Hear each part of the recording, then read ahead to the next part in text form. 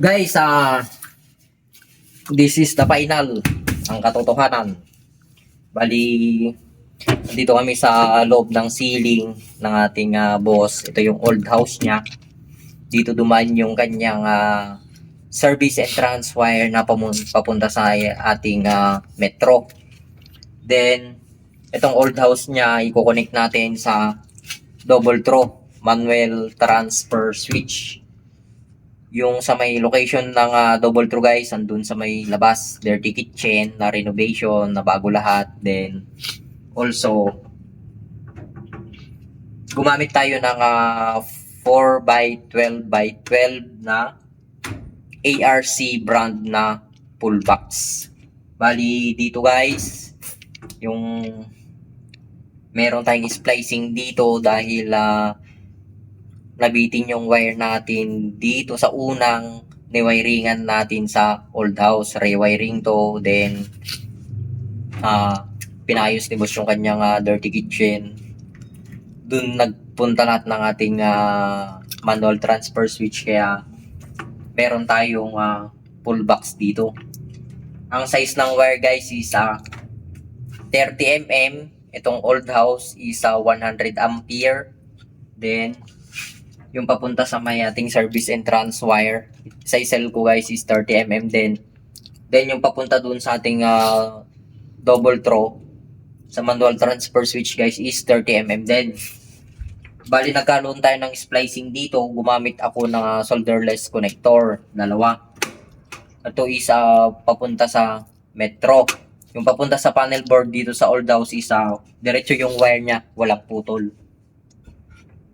Also guys, dito is then dito guys is nagkaroon tayo ng tagging dahil hindi siya color coding. Itong kulay white na tape, yan yung neutral natin. Ayan. Then also gumamit ako dito ng solderless connector, dalawa. Then electrical tape, tapos rubber tape yung ginamit ko. Yan. Nito naman yung rubber tape, yung brand niya electrical tape natin is Armac. Also dito guys, match wire ng match conduit ng ng 30 mm is 32 mm na PVC. Gumamit tayo ng adapter with lock thread. Ayan, same yan. 30 mm yan. Ay 32 mm na PVC, then 50 mm to guys papunta sa ating manual transfer switch. Also meron din siyang lock thread sa kanyang adapter. Bali, apat na 30 mm yung pumasok dyan papunta dun sa ating manual transfer switch.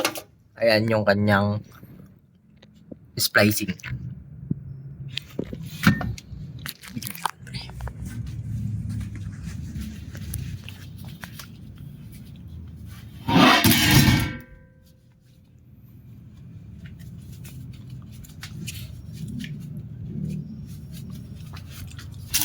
Then, okay na tayo dito. Tatakpan na natin siya.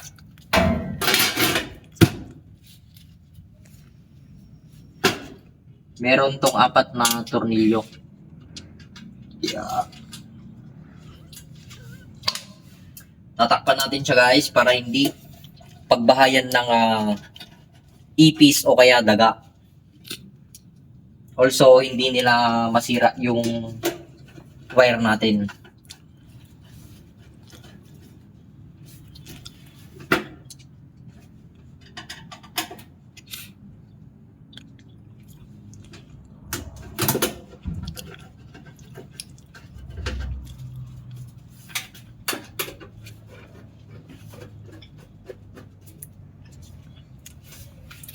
So guys, okay na.